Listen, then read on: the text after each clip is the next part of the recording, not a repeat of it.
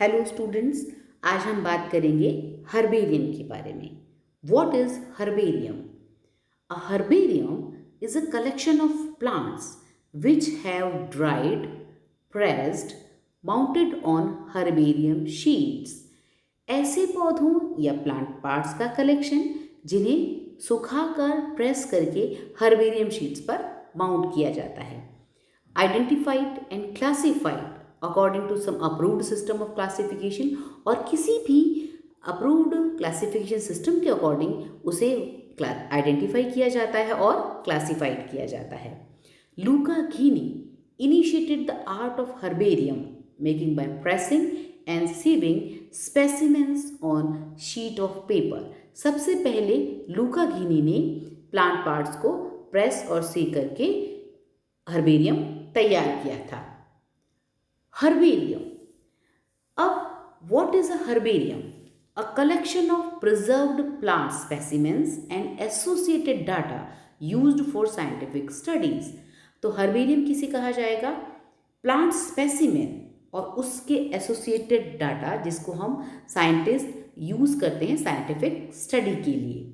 न केवल उन हर्बेरियम शीट्स को हर्बेरियम कहा जाता है, बल्कि the term can also refer to the building or room where the specimens are housed.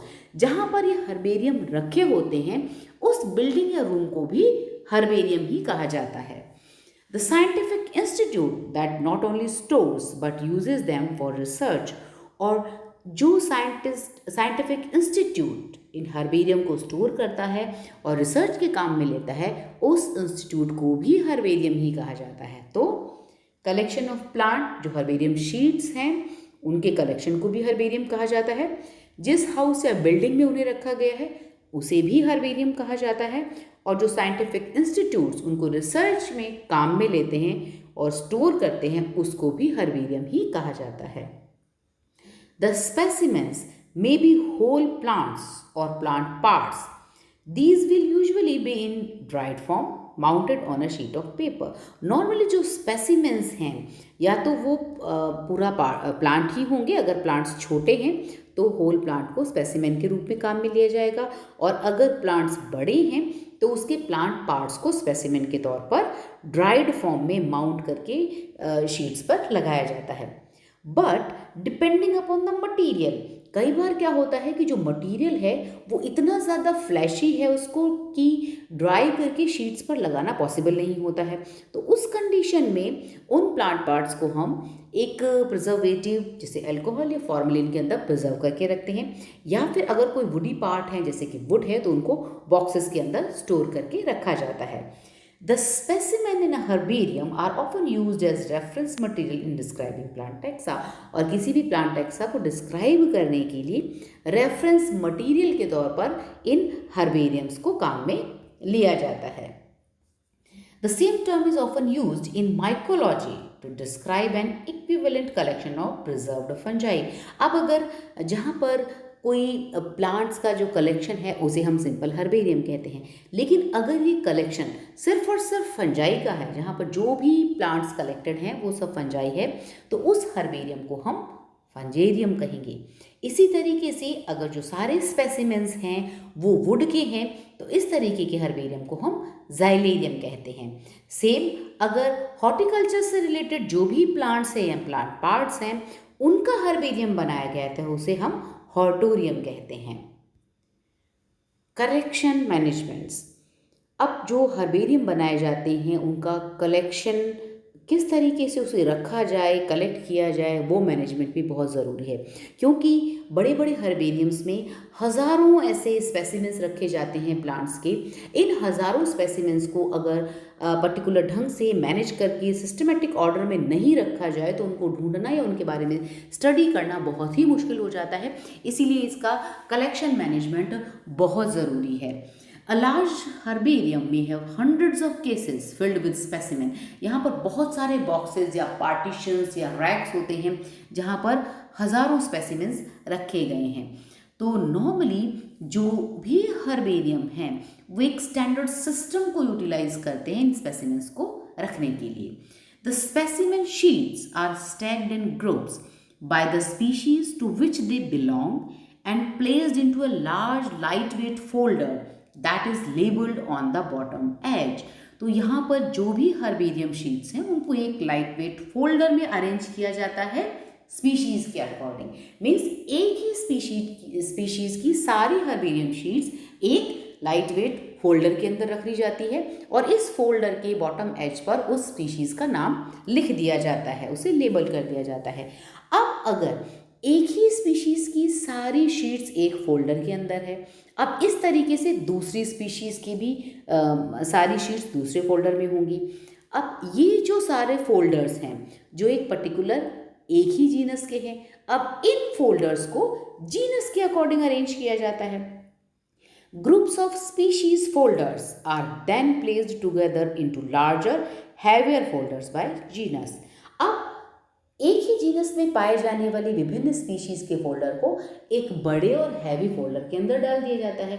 Means एक बड़े फोल्डर के अंदर बहुत सारे छोटे छोटे लाइट वेट फोल्डर्स हैं जिनके अंदर अलग अलग स्पीशीज जो उसी जीनस के हैं उनके फोल्डर्स रखे हुए होंगे।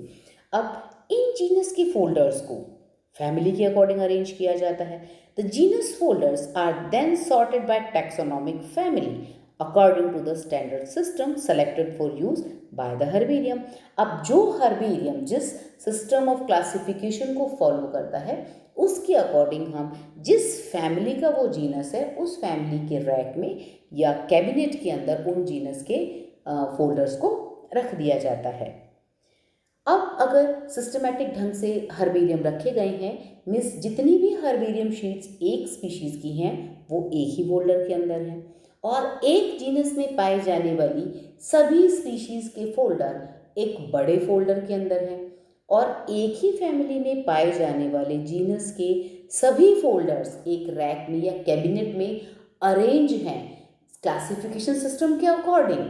प्रिमिटिव टू एडवांस जो भी क्लासिफिकेशन सिस्टम वो हर्बेरियम फॉलो करता है उसके अकॉर्डिंग अरेंज है, तो किसी भी स्पेसिमेन को ढूंढना हमारे लिए आसान हो जाता है। अब अगर हमें किसी स्पेसिमेन को ढूंढना है किसी हर्बेरियम में तो हमें क्या करना चाहिए? Locating a specimen filed in the herbarium requires. क्या क्या चीज़ें ज़रूरी है? सबसे पहली और सबसे important cheese knowing the nomenclature and classification used by the herbarium। अब जैसा कि हम सभी जानते हैं बहुत सारे सिस्टम्स ऑफ क्लासिफिकेशन हैं। अब जब क्लासिफिकेशन के इतने सारे सिस्टम हैं तो हर हर्बेरियम हो सकता है किसी पर्टिकुलर सिस्टम को फॉलो करता हो, तो हमें ये पता होना चाहिए कि जिस हर्बेरियम में हम पर्टिकुलर स्पेसिमेन को ढूंढ रहे हैं वो किस क्लासिफिकेशन सिस्टम को फॉलो करता है, उसी के अकॉर्डिंग हम उस स्पेसिमेन को ढूंढें तो वो बहुत आसानी से मिल जाएगा। Secondly, familiarity with possible name changes that have occurred since the specimen was collected। Actually ये जो हर्बेरियम शीट्स हैं वो जब बनाई जाती हैं सालों के लिए प्रिजर्व की जाती हैं, मीन्स हमेशा के लिए ही प्रिजर्व कर ली जाती हैं। तो हो सकता है जो स्पेसिमेन आज हम ढूंढ रहे हैं आज से 50 साल पहले कलेक्ट किया गया हो, उस वक्त उस स्पेसिमेन का नाम कुछ और हो, आज वो चेंज हो गया हो, तो हमें नेम चेंज की पॉसिबिलिटी भी पता होनी चाहिए कि हो सकता है उसको 50 साल पहले इस नाम से जानते थे और आज इस नाम से जाना जा रहा है। तो अगर मैं आज नए नाम से किसी को ढूंढूंगी तो वो नहीं मिलेगा। तो अगर मुझे उसका 50 साल पुराना नाम पता हो तो ओल्डर नेम से अगर किसी उस स्पेसिमेन को ढूंढा जाएगा तो बहुत आसानी से मिल जाएगा। तो ये भी ध्यान रखना होगा कि जो स्पेसिमेन हम ढूंढ रहे हैं उसका नाम तो चेंज नहीं हुआ, और अगर हुआ है तो पुराना नाम क्या था। Modern herbaria often maintain electronic databases of their collection. आजकल जितने भी हर्बेरियम हैं वो ज़्यादातर अपना इलेक्ट्रॉनिक डाटाबेस तैयार करके रखते हैं। जो भी हर्बेरियम्स हमारे पास अवेलेबल हैं, जो भी स्पेसिमेन अवेलेबल हैं, उन सभी का ई कंटेंट तैयार किया जाता है, ई डाटा तैयार होता है, जिससे बहुत आसानी रहती है क्योंकि वो जो ई कंटेंट है या वो डाटा है वो इंटरनेट पर अपलोड कर दिया जाता है। अब अगर कोई भी व्यक्ति जिसे उस हर्बेरियम में जाकर पर्टिकुलर स्पेसिमेन का डाटा कलेक्ट करना है तो हर्बेरियम तक जाने की ज़रूरत नहीं है। हम इंटरनेट पर वर्चुअल हर्बेरियम के द्वारा भी उस स्पेसिमेन का डाटा देख सकते हैं। न केवल डाटा बल्कि उस प्लांट के पिक्चर्स भी वहाँ लगी होती है, उस हर्बेरियम शीट्स के फोटोग्राफ्स भी वहाँ होते हैं जिसको हम देख भी सकते हैं। तो इस तरीके से इलेक्ट्रॉनिक डाटाबेस और वर्चुअल हर्बेरियम को न केवल वहाँ के साइंटिस्ट या जो व्यक्ति वहाँ पहुँच सकते हैं वही देख सकते हैं, बल्कि कोई भी व्यक्ति इंटरनेट के माध्यम से इन वर्चुअल हर्बेरियम में स्पेसिमेंस को स्टडी कर सकता है। What are the uses of herbarium?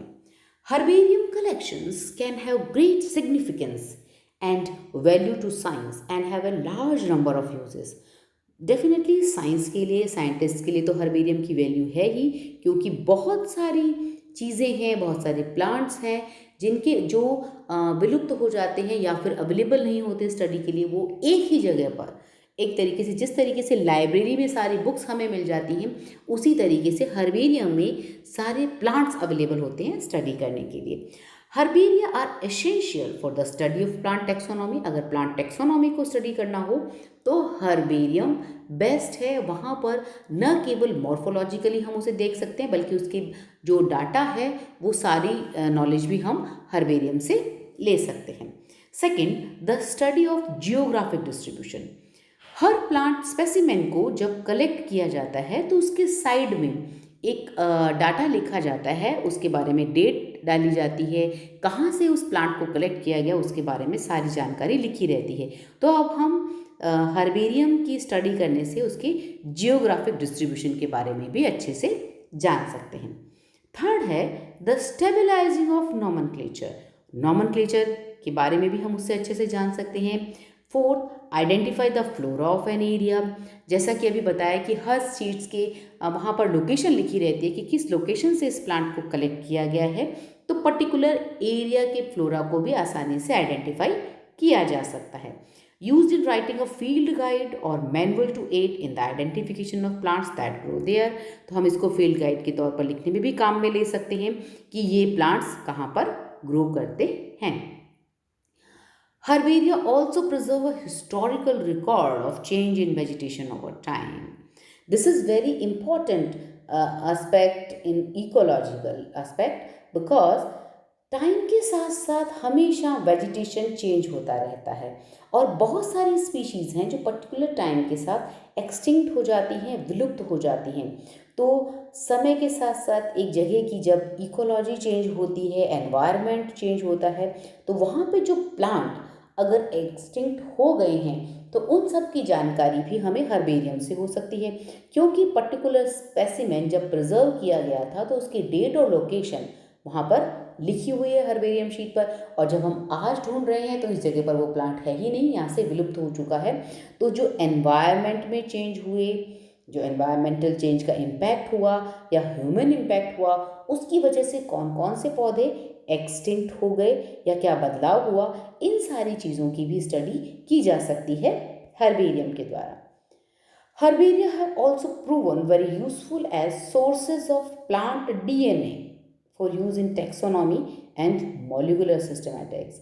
अब अगर कोई पौधा एक्सटिंक्ट हो गया, विलुप्त हो गया, तो उसके बारे में हम जानकारी कहाँ से ले सकते हैं? हर्बेरियम से। वहाँ का प्लांट डीएनए मिल सकता है और मॉलिक्यूलर लेवल तक हम उसकी जानकारी प्राप्त कर सकते हैं। Many kinds of scientists use herbaria to preserve specimens, representative samples of plants used in a particular study to demonstrate precisely the source of their data. बहुत सारे साइंटिस्ट अपने जिस भी प्लांट पे काम किया है उस प्लांट को रिप्रेजेंटेटिव के तौर पर उसका एक स्पेसिमेन प्रिजर्व करते हैं हर्बेरियम के अंदर, ताकि फ्यूचर में वो इस बात का कि प्रूव कर सके कि कहाँ से उन्होंने डाटा लिया और उनके डाटा का सोर्स क्या था।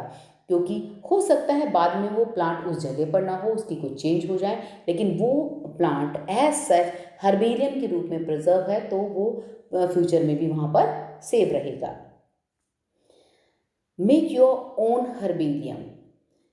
हमें हमारा हर्बेरियम अगर बनाना हो, जैसा कि स्कूल्स में हम सभी बनाते हैं, हमें साइंस में नॉर्मली प्रोजेक्ट्स दिए जाते हैं सभी को कि कुछ 10 या 15 या 20 पौधों की अलग अलग पत्तियों को सुखाकर शीट पर लगा के माउंट करके आपको हर्बेरियम बनाना है। सभी ने बनाया होगा।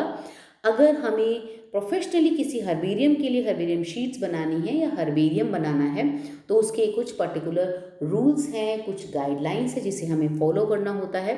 तो हम देखते हैं कि हम हमारा हर्बेरियम कैसे बना सकते हैं। Herbarium techniques, it involves a series of operations such as collection. किसी भी हर्बेरियम को बनाने के लिए सबसे पहले ज़रूरी है कि प्लांट या प्लांट पार्ट का कलेक्शन किया जाए, उन्हें कलेक्ट किया जाए।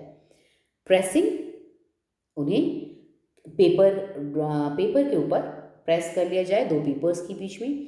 ड्राइंग, प्रॉपरली उसे ड्राई किया जाए। इट टेक्स टाइम, 3 से 4 दिन या 5 दिन या 7 दिन, वो मटेरियल पे डिपेंड करेगा कि कितना उसके अंदर मॉइस्चर है।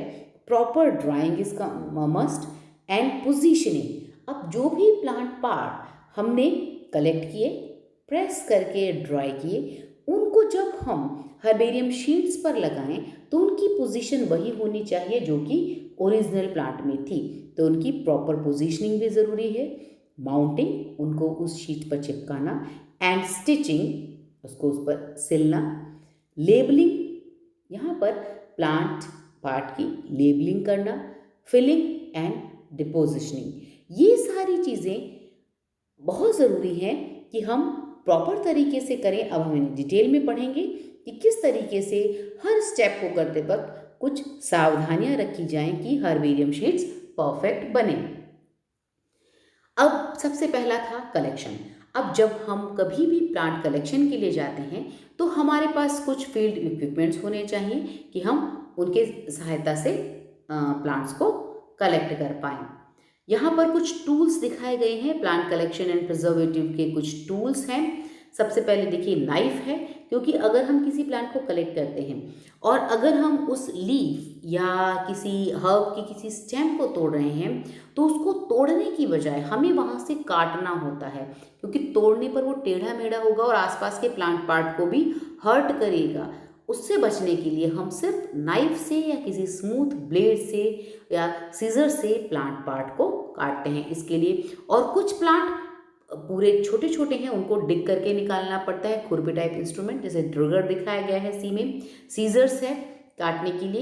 यहाँ पर एक बॉक्स है जिसे हम वेस्कुलम कहते हैं। वेस्कुलम एक तरीके का बॉक्स है जहाँ पर प्लांट्स को हम कलेक्ट करके इसके अंदर रख लेते हैं। प्लांट प्रेस, यहाँ पर जो भी शीट्स कलेक्ट करते हैं हम लोग, जो भी प्लांट कलेक्ट करते हैं उनको दो पेपर की शीट्स के बीच में रखते चले जाते हैं सीधा सीधा, ताकि वो मुड़े नहीं, एज सच उनकी पोजीशन जो है वही रहे और वो सूखती भी रहें। एक पेपर के ऊपर एक मटेरियल या स्पेसिमेन, फिर उसके ऊपर पेपर, फिर देन स्पेसिमेन, देन पेपर, और फिर उनको प्रेस कर दिया जाता है क्लिप से या नट बोल्ट से कस दिया जाता है। तो प्लांट प्रेस इस तरीके से, अगर हम कहीं दूर गए हुए हैं प्लांट को कलेक्ट करने में 5 से 10 घंटे लग रहे हैं तो जो सबसे पहले स्पेसिमेन कलेक्ट किए थे वो ख़राब नहीं होंगे और इस प्लांट प्रेस के अंदर सुरक्षित रहेंगे। एंड देन हर्बेरियम शीट्स जहाँ पर ड्राइड एंड प्रेस्ड स्पेसिमेंस रखे जाएंगे। मटीरियल्स फॉर प्लांट कलेक्शन, सबसे पहला प्लांट प्रेस, जैसा कि अभी आपको बताया, शीट्स, पेपर की शीट जिस पर ड्राई कर सकें प्लांट्स को। एक प्लांट रखा एक पेपर के ऊपर सपोज, फिर उसके ऊपर दूसरा पेपर, फिर प्लांट स्पेसिमेन, फिर तीसरा पेपर, फिर प्लांट स्पेसिमेन, जो एक फोल्डर या किसी बेल्ट से बंधे हुए हों या फिर जिनके अंदर स्क्रू लगे हों जिनको टाइट करके हम प्रेस कर सकें। प्लास्टिक बैग्स और लाइनोन बैग्स, जब हम फुल प्लांट्स हैं उनको वहीं पर प्रिजर्व नहीं कर सकते या फ्लैट नहीं है तो उनको पॉली बैग्स में या प्लास्टिक बैग्स में कलेक्ट किया जाता है। गार्डन सिकेचर्स और ट्रोवल्स, जैसे खुरपी और ये सारी चीज़ें, सीजर्स और ये सारी चीज़ें जो हमने ली थी वो जो गार्डनिंग में काम आती हैं, वो सारी चीज़ें हमारे पास होनी चाहिए ताकि किसी प्लांट को हम जड़ से उखाड़ सकें, अगर वो छोटा हो किसी प्लांट पार्ट को काट सकें। स्मॉल नोटबुक एंड पेंसिल, अब जो प्लांट जहाँ से लिया गया है उसको वहीं पर उसके नोट्स डाल लिए जाएं, इसीलिए एक छोटी सी नोटबुक और पेंसिल हमारे पास होनी चाहिए। पौधे का नाम, डेट और जिस जगह से उसे कलेक्ट किया गया उसके आसपास की परिस्थितियाँ या एनवायरमेंटल कंडीशंस क्या हैं, ये सारी चीज़ें उसी वक्त नोटबुक में अगर नोट कर ली जाएं तो बहुत आसान होता है, क्योंकि जो हर्बेरियम हम बनाते हैं वो बहुत बाद में बनता है। ज्वेलर्स टैग्स, ये ऑप्शनल है। जिस तरीके से हम आज भी कॉपी में जब नोट्स लिखते हैं तो उसको चिपका लेते हैं, पर्टिकुलर इंपॉर्टेंट नोट्स पे स्टिकर्स लगाते हैं, उस तरीके के स्टिकर्स लगाए जा सकते हैं। कैमरा, कैमरा ऑप्शनल लिखा है, जबकि ये बहुत आजकल तो बहुत कॉमन भी है, सभी के मोबाइल में भी कैमरा है।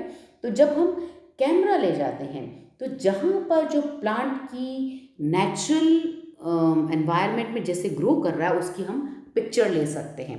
अब इस एनवायरनमेंट से सपोज हमने किसी नदी के किनारे से लिया है, या फिर हो सकता है किसी वॉल से उस प्लांट को लिया हो, या फिर किसी बहुत ही ड्राई एरिया या स्टोन पर ग्रो कर रहा हो, तो वहाँ पर उस प्लांट की नेचुरल कंडीशन का पिक हम साथ में ले सकते हैं। जीपीएस एंड अल्टीमीटर, जीपीएस अगर हम किसी ऐसी जगह से ले रहे हैं जहाँ पे हमें दिशाओं का ज्ञान होना भी ज़रूरी है, तो जीपीएस सिस्टम भी बहुत हेल्पफुल है उस जगह की लोकेशन के बारे में जानने में, और उस लोकेशन को हम हमारी हर्बेरियन शीट पर मेंशन कर सकते हैं कि यहाँ से इस एंगल से या इस पर्टिकुलर लोकेशन पर हमने इस प्लांट को कलेक्ट किया। तो ये सारे मटेरियल हैं जो हमारे पास होने चाहिए प्लांट कलेक्शन के टाइम पर।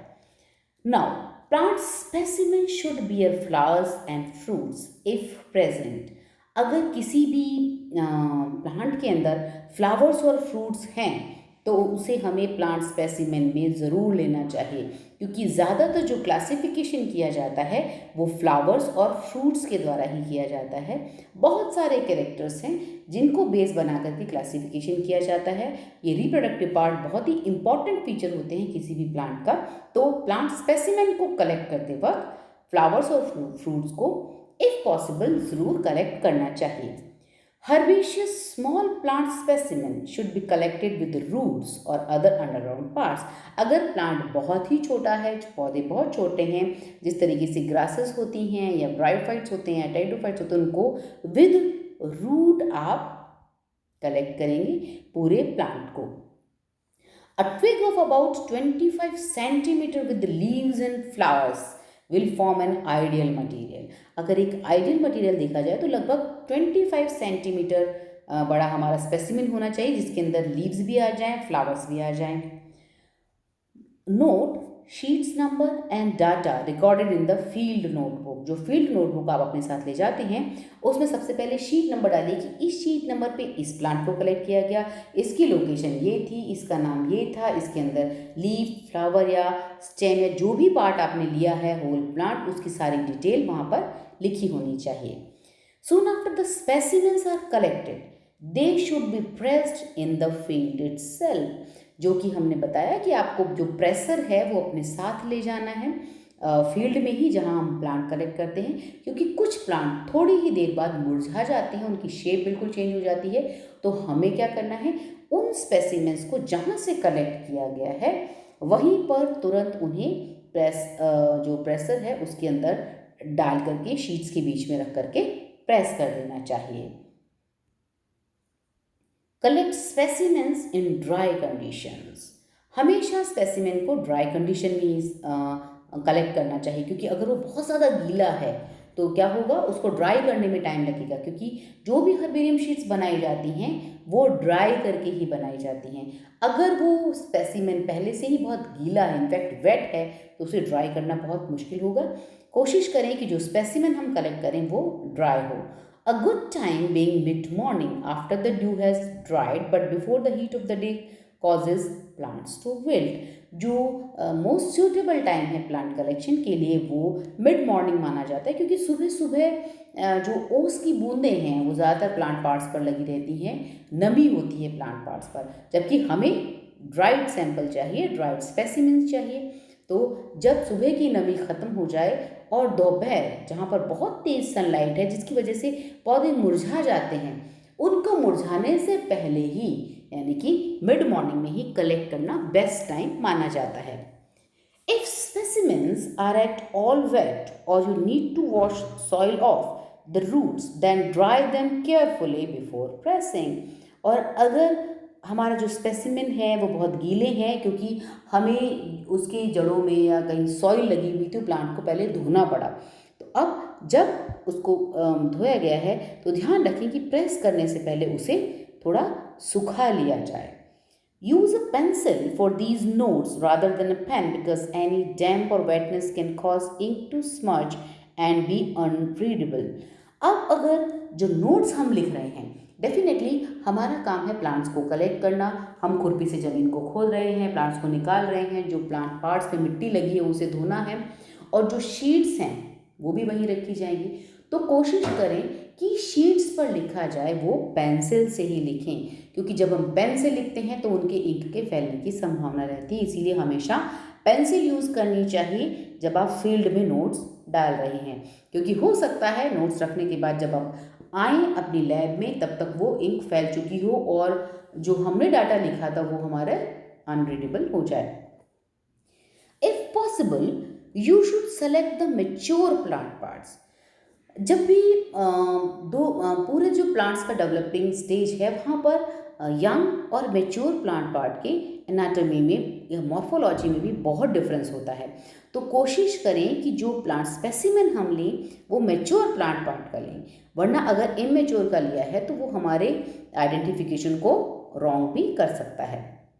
To cut the plant you should use blade और कटर, नॉट विद हैंड। किसी भी पौधे के पार्ट को या पत्ती को तोड़ने के लिए हाथ का इस्तेमाल नहीं करना चाहिए, जबकि कटर या ब्लेड यूज में लेनी चाहिए ताकि वहाँ से स्मूथ एज आए और प्लांट हर्ट भी ना हो। While collecting the creepers, you should take care that the other plant parts are not to be taken with it, क्योंकि जो creepers हैं, जो हमारी बेलें हैं, दूसरे पौधों या पेड़ों पर चढ़ी रहती हैं। जब हम उन बेलों को तोड़ते हैं या काटते हैं तो ये ध्यान रखना है कि ओरिजिनल प्लांट जिस पर वो बेल चढ़ी हुई है उसका पार्ट नहीं आना चाहिए, अदरवाइज वो हमारा जो आइडेंटिफिकेशन है वो फिर रॉन्ग हो जाएगा। If possible, take a photograph showing plant parts clearly of the plant in its natural habitat. Natural आवास में जिस तरीके से हमारा पौधा ग्रो कर रहा है, अगर पॉसिबल हो तो उसका फोटोग्राफ भी ज़रूर लेना चाहिए। Pressing and drying. A homemade press is easy to construct from 2 sturdy pieces of A3 size plywood and either 2 lengths of strap with buckles that can be cinched tight or else 4 wing nuts and bolt at each corner that can be screwed tight। यहाँ पर plant press बनाने के लिए हमें जो भी material चाहिए वो सिंपल है, न्यूज़पेपर या ऐसे कोई पेपर जिनमें एब्जॉर्बिंग पावर हो।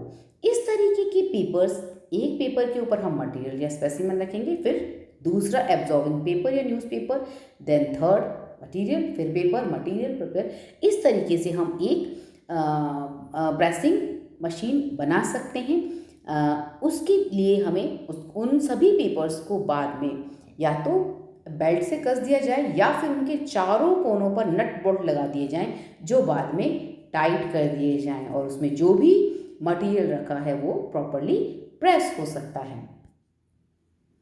The rate of drawing.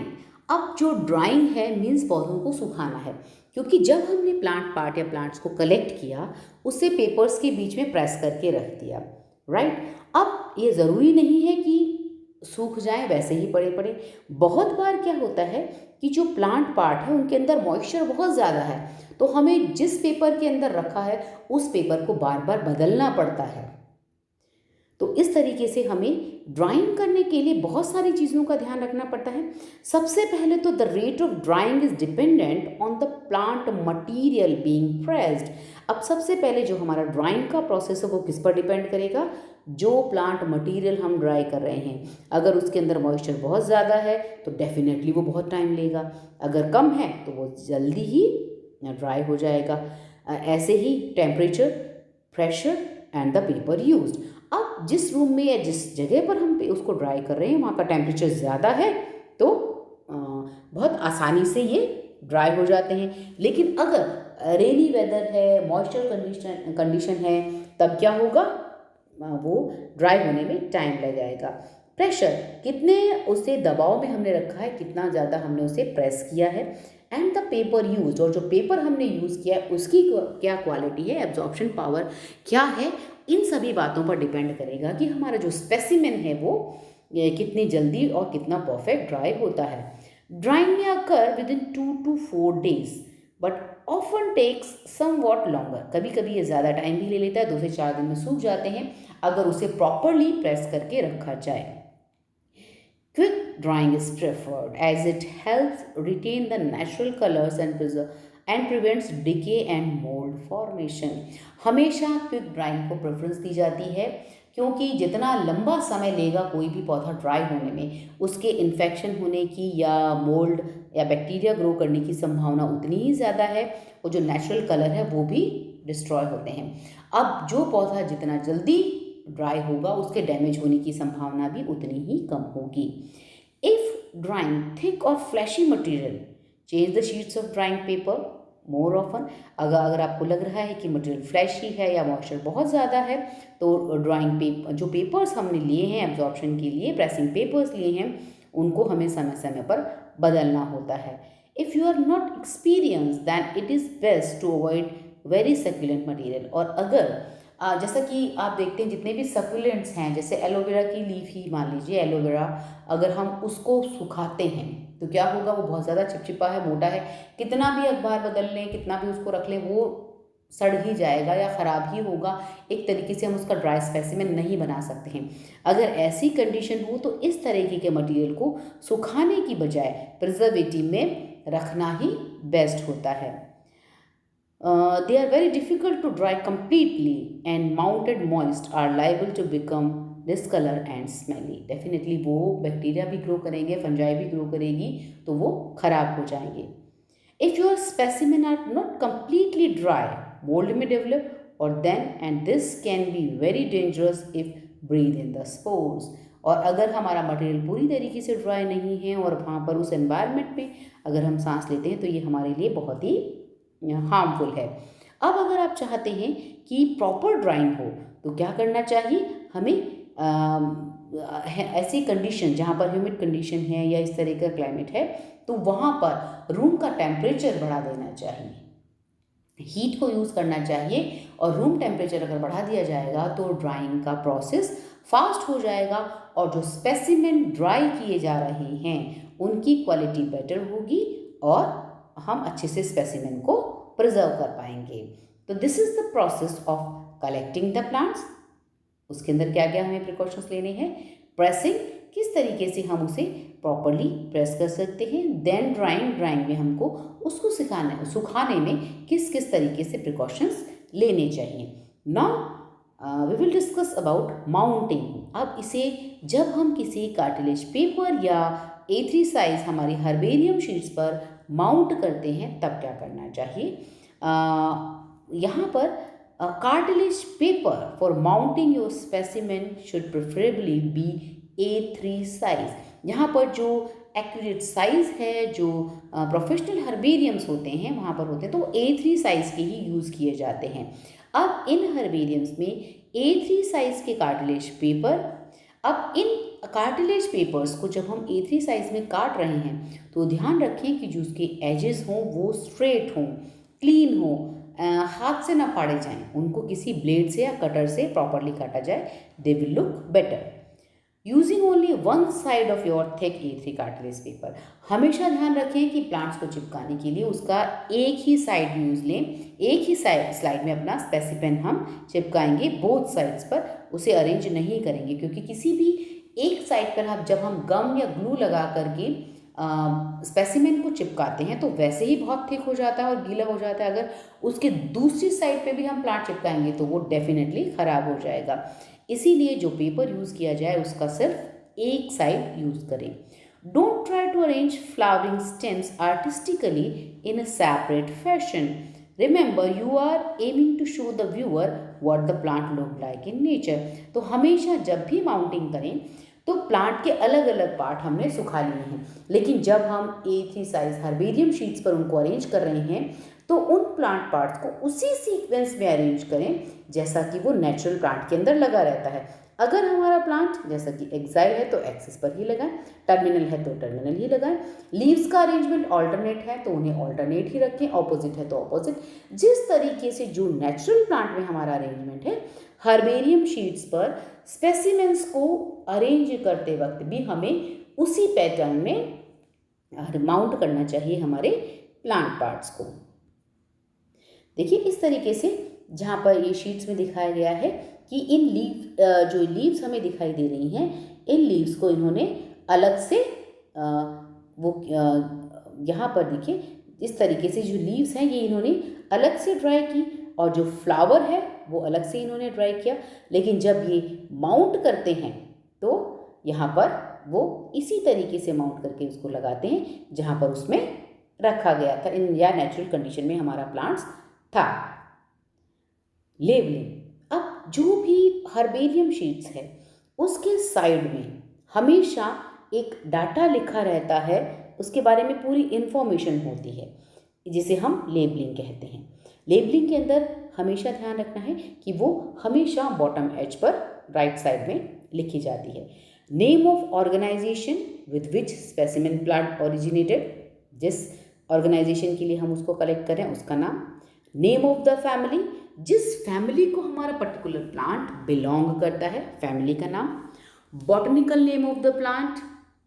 Local name, local name उस लोकेलिटी का लिखा जाएगा जहाँ से हमने उसे कलेक्ट किया है। लोकेलिटी ऑफ कलेक्शन, जहाँ पर हमने उसे कलेक्ट किया है उसकी लोकेलिटी लिखनी होगी। Date of collection, date. Habitat of the plant, plant का आवास कैसा था उसको लिखना होगा। Field notes and collection number, ये सारी चीज़ें हमें साइड में लिखनी होगी। साथ ही साथ नेम ऑफ द कलेक्टर, जो भी उस प्लांट स्पेसिमेन को कलेक्ट करता है उसका नाम भी साइड में लेबलिंग में सबसे नीचे की ओर मेंशन किया जाता है। अब ये सारी चीज़ें जब किसी प्लांट के साथ रखी गई हैं या लिखी हुई हैं तो इन फ्यूचर जब भी इस हर्बेरियम शीट को खोला जाएगा तो इसके बारे में सारी जानकारी, देखिए मॉर्फोलॉजिकली हम पौधा कैसा दिखाई देता है, किस तरीके से उसका अरेंजमेंट था, ये सारी चीज़ें न केवल हम देख सकते हैं बल्कि जो डाटा हमारे पास लिखा हुआ है नीचे उससे सारी जानकारी हमें आसानी से मिल सकती है। अगर पर्टिकुलर लोकेशन पे वो प्लांट आज की तारीख में उपलब्ध नहीं है, लेकिन जो 20 साल पहले या 30 साल पहले या 50 साल पहले जब ये हर्बेरियम शीट बनी थी उस वक्त लोकेशन लिखी गई है, मीन्स इस लोकेशन पे पहले इस तरीके के पौधे अवश्य पाए जाते थे। तो ये सारी जानकारी हम आसानी से हर्बेरियम शीट से प्राप्त कर सकते हैं। This is a sample of herbarium sheets. इस तरीके से बहुत सारी हर्बेरियम शीट्स को हम स्पीशीज के अकॉर्डिंग अरेंज करके रख सकते हैं। The greatest threat for herbaria are, अब हर्बेरियम बनाना अपने आप में बहुत टफ है, उसे मेंटेन करना उससे भी ज़्यादा टफ है, क्योंकि जो सबसे बड़ी प्रॉब्लम आती है वो हर्बेरियम में, वो है हर्बेरियम पेस्ट इन्फेस्टेशन। क्योंकि जो कीड़े मकोड़े लग जाते हैं, जैसे नॉर्मली बहुत सालों पुरानी जो हमारी बुक्स हैं वो ही ख़राब हो जाती हैं, तो उस तरीके से हमारी जो हर्बेरियम शीट्स हैं उन पे पेस्ट का जो अटैक है वो बहुत ही हर्बेरियम को प्रिजर्व करने में या मेंटेन करने में एक सबसे बड़ी प्रॉब्लम है। सेकंड है ageing of paper used for herbarium labels, sheets, envelopes and covers. अब पूरे हर्बेरियम में हम जो पेपर यूज़ लेते हैं हर्बेरियम शीट के तौर पर, एनवेलप्स में, कवर्स में या लेबलिंग के लिए, ये पेपर एक सर्टेन टाइम के बाद येलोइश हो जाते हैं या फिर गल जाते हैं या फ्रेजाइल हो जाते हैं। तो इस तरीके की प्रॉब्लम हर्बेरियम शीट्स में आती है। थर्ड, एजिंग ऑफ रिटर्न और प्रिंटेड टेक्स्ट, जो भी हमने लिखा है साइड में डाटा है, जो पूरी डिटेल है प्लांट की, वो एक पर्टिकुलर टाइम के साथ धुंधली हो जाती है, इंक लाइट हो जाती है, उसका प्रिंटिंग जो टेक्स्ट है वो धुंधला हो जाता है। इस तरह की प्रॉब्लम एक सर्टेन टाइम के बाद फेस करनी पड़ती है हर्बेरियम में। Modern protection techniques consist in lowering temperature. अब जो मॉडर्न प्रोटेक्शन टेक्निक्स हैं वहाँ पर ये ध्यान रखा जाता है कि जो हर्बेरियम है वहाँ पर टेम्परेचर को कम रखा जाता है, क्योंकि जैसे ही टेम्परेचर ज़्यादा होता है फंजाई और बैक्टीरिया के ग्रो करने की संभावना भी बढ़ जाती है। मेंटेनिंग लो ह्यूमिडिटी, ह्यूमिडिटी को लो रखा जाता है हर्बेरियम के अंदर, क्योंकि फिर जैसे ही मॉइस्चर होगा तो हमारे कंटामिनेट होने की संभावना बढ़ जाएगी। यूज़ ऑफ वैक्यूम चैम्बर्स और फ्रीजिंग स्पेसिमेंस, अगर एक पर्टिकुलर टेम्परेचर के नीचे फ्रीज करके स्पेसिमेन को रख दिया जाए तो भी वो लंबे समय तक सुरक्षित रहते हैं, या फिर वैक्यूम चैम्बर्स के अंदर रखा जाए तब भी वो लंबे समय तक प्रिजर्व रहते हैं या सेफ रहते हैं। तो जो मॉडर्न हर्बेरिया है वहाँ पर टेम्परेचर को लो रखा जाता है, ह्यूमिडिटी को लो रखा जाता है और वैक्यूम चैम्बर्स या फ्रीजिंग चैम्बर्स में स्पेसिमेंस को सुरक्षित रखा जाता है। लार्ज बॉक्सेस और fascicles of specimens are better insulated against the frost than loose or small volume material। अब यहाँ पर जो लार्ज बॉक्सेस को यूज़ किया जाता है स्पेसिमेंस को, वो बेटर इंसुलेटेड काम करते हैं अगेंस्ट फ्रॉस्ट कंपैरेटिवली लूज और स्मॉल वॉल्यूम मटेरियल के। In this case longer exposure periods are needed. यहाँ पर अगर वो किसी भी फंजाई या बैक्टीरिया के कांटेक्ट में आते हैं तो लॉन्गर एक्सपोजर ज़रूर होता है, तो हम उसको सेव कर सकते हैं। The freezing period must be longer also in the case of large volume specimens of would and fungi. अब अगर हमारा जो स्पेसिमेन है वो बड़ी बड़ी वुड है या फंजाई है, तो वहाँ पर जो फ्रीजिंग पीरियड है वो लॉन्गर होता है, वो ज़्यादा होता है। The fault of use frost is that the water vapor condensates on the surface of frozen paper and must be evaporated before the specimen go back to the collection। और जब स्पेसिमेन को हमने फ्रीज किया है तो वहाँ पर जो फ्रोज़न पेपर है वो मॉइस्चर को एब्जॉर्व कर लेता है। तो जब हम उसको स्पेसिमेन को कलेक्ट करें तो उसके पहले बहुत ज़रूरी है कि उस मॉइस्चर को इवेपोरेट कर दिया जाए, उसमें से मॉइस्चर निकाल दिया जाए, अदरवाइज जो हर्बेरियम है, जो शीट्स है, वो हमारी गीली हो जाएंगे और वहाँ पर भी मिल्ड्यू ग्रो करने की संभावना है। These procedures are compulsory for specimens newly accessioned on the herbarium as well as for the material which is returned after loans। तो इस तरीके से जो भी स्पेसिमेन हम कहीं भले ही वो हम स्टोर कर रहे हों, हर्बेरियम से ला रहे हों, फ्रीज़र से निकाल रहे हों या डायरेक्ट हम कलेक्शन से लाए हों, तो इन सारे जो हमारे प्रोसीजर्स हैं वो कंपलसरी हैं, प्रिकॉशन लेने ज़रूरी हैं ताकि जो बाद में हमारे स्पेसिमेंस रखे जाएं वो किसी भी तरीके से फंजाई, बैक्टीरिया या किसी भी उससे ख़राब ना हों। Regardless to the protection procedures, all herbarium specimens must be spot checked। Definitely this is most important thing for the protection of herbarium। क्योंकि अगर हम ये सारे प्रिकॉशन यूज़ में लेते हैं उसके बावजूद भी हमें समय समय पर हमारे स्पेसिमेंस को चेक करते रहना चाहिए। That is randomly selected for check in order to detect moisture, moulds और इंसेक्ट्स। हमें चेक करते रहना चाहिए कि उनमें से कोई शीट्स ख़राब तो नहीं हो रही हैं, और अगर हो रही हैं तो उनमें इंसेक्ट तो नहीं लग गए हैं या मोल्ड नहीं है, फंजाई तो ग्रो नहीं कर गई। इस तरीके से किसी भी तरीके से अगर हम रैंडम चेकिंग करते रहें हमारे हर्बेरियम की, तो अगर कोई डिफेक्टिव होगा या कहीं कोई संभावना होगी तो उस शीट को हम निकाल करके क्योर कर सकते हैं और दूसरे स्पेसिमेंस को भी ख़राब होने से बचा सकते हैं। तो ये जो सारी टेक्निक्स हैं जिनके अंदर बताया गया कि किस तरीके से हमें न केवल हर्बेरियम को बनाना है, कलेक्ट करना है, बल्कि उसका प्रोटेक्शन करना भी बहुत ज़रूरी है। Archival techniques and materials recommended in modern herbaria are. अब जो हर्बेरियम लेटेस्ट बनते हैं उनके अंदर जो रिकमेंड है कि क्या होना चाहिए, नंबर 1 एसिड फ्री पेपर्स। जो पेपर्स यूज़ किए जाते हैं हर्बेरियम शीट्स के तौर पर, एनवेलप्स के तौर पर या कवर के तौर पर, उन सभी में एसिड फ्री पेपर्स यूज़ में आने चाहिए, क्योंकि एसिड फ्री पेपर्स एक पर्टिकुलर टाइम पीरियड या बहुत टाइम तक ख़राब नहीं होते हैं। Acid free inks and pencils which contain coal, graphite और सूट और अदर आर्किवल मटीरियल्स। अगर हम जो भी रिटर्न डाटा जो हमने लिखा है एक सर्टेन टाइम के बाद इंक ख़राब हो जाती है या लाइट हो जाती है, तो उससे बचने के लिए जो एसिड फ्री इंक्स हैं उनको यूज़ करना चाहिए, या फिर जो हमारी ग्रेफाइट की पेंसिल्स होती हैं उनको यूज़ करना चाहिए। Water soluble solvent free plant derived glues. Mount करने के लिए जो भी ग्लू हमने काम में लिया है वो वाटर सॉल्युबल सॉल्वेंट होना चाहिए, उसके अंदर डिजॉल्व प्लांट डिराइव्ड ग्लू अगर हम काम में लेंगे तो वो बहुत समय तक सुरक्षित रहेगी।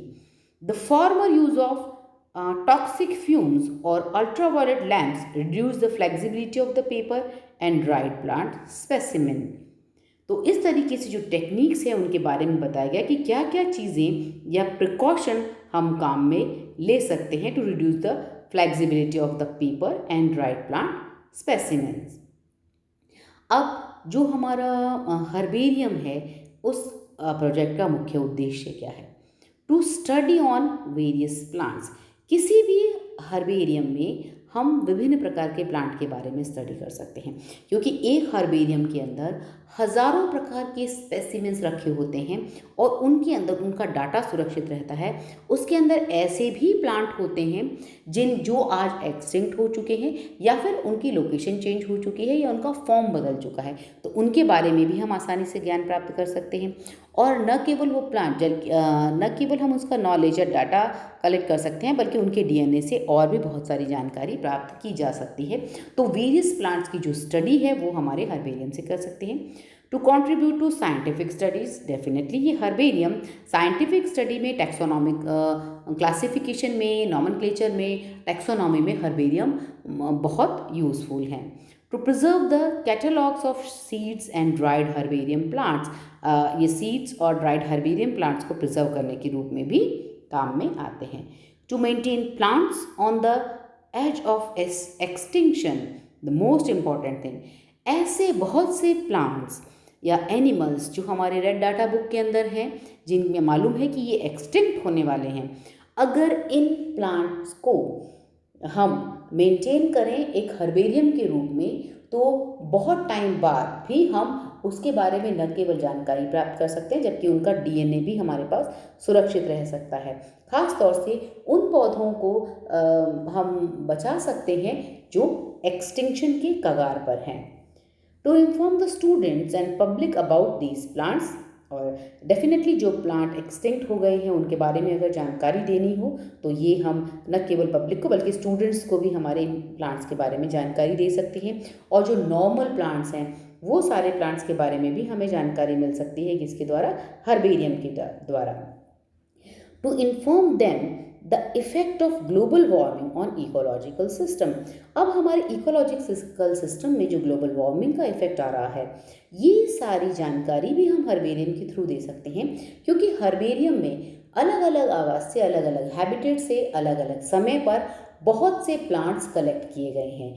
इन सारे प्लांट्स को जब कलेक्ट किया गया तो उस आवास में, जो हैबिटेट में फोटोग्राफ्स ली गई हैं, तब हम आसपास के एनवायरनमेंट का ध्यान रख सकते हैं। इस एनवायरनमेंट में इस तरीके के पौधे थे जो आज की तारीख में नहीं हैं, या उस समय थे आज नहीं है, या फिर आज जिस तरह का एनवायरनमेंट है वैसा पहले नहीं था। तो ये जो सारा इम्पैक्ट है ग्लोबल वार्मिंग का इकोलॉजिकल सिस्टम पे, और जो ह्यूमन इम्पैक्ट आ रहा है, मानव जनित जो समस्याएं हैं जिनकी वजह से जो नेचर अफेक्ट हो रहा है, ये सारी जानकारी भी हम हर्बेरियम के माध्यम से ले सकते हैं। तो आज हमने हर्बेरियम के बारे में जाना, हर्बेरियम के कुछ पॉइंट्स। सबसे important cheese, what is herbarium, herbarium कहाँ कहाँ पर हर्बेरियम का क्या यूज़ है, हर्बेरियम टेक्निक्स, डिफरेंट प्रकार की टेक्निक्स। इसके अंदर सबसे पहले हमने पढ़ा कलेक्शन, किस तरीके से हर्बेरियम में प्लांट्स का कलेक्शन किया जाए, उसके बाद में फील्ड में ही उसे किस तरीके से प्रेस किया जाए, कौन कौन सी सावधानियाँ उसमें काम में ली जाएँ, उसके बाद में ड्राइंग यानी सुखाने के लिए कौन कौन सा प्रोसीजर हमें काम में लेना चाहिए, जिससे कि वो आसानी से और सही तरीके से स्पेसिमेन के तौर पर ड्राई होने में हेल्पफुल हो। उसके बाद में हमने ये देखा कि किस तरीके से प्लांट्स को माउंट किया जाए, माउंट करते वक्त कौन कौन सी सावधानियां रखनी चाहिए और किस तरीके से उनका अरेंजमेंट होना चाहिए। फिर हर्बेरियम शीट्स के अंदर जो डाटा साइड में हमें लिखना है, उसमें कौन कौन सी चीज़ें लिखनी चाहिए। न केवल हर्बेरियम शीट्स को बनाना, बल्कि उनका कलेक्शन मैनेजमेंट भी हमने देखा, और साथ ही साथ ये देखा कि जो हर्बेरियम है उसको प्रिजर्व करने में कौन कौन सी परेशानियां आती हैं, मेंटेन करने में कौन कौन सी परेशानियां आती हैं, उन परेशानियों को दूर करने के लिए क्या क्या समाधान हम कर सकते हैं। एसिड बेस्ड पेपर्स यूज़ में ले सकते हैं, इंक की जगह हम पेंसिल्स काम में ले सकते हैं, या जो प्रिजर्व मटेरियल है वहाँ का टेम्परेचर और मॉइस्चर कम रख के भी हम हर्बेरियम को प्रिजर्व रख सकते हैं या उसको मेंटेन कर सकते हैं। और साथ ही साथ कि हर्बेरियम के क्या क्या यूजेस हैं और मेन एम हर्बेरियम की क्या है, ये सारी चीज़ें आज हमने देखी। This is all about the herbarium. Thank you.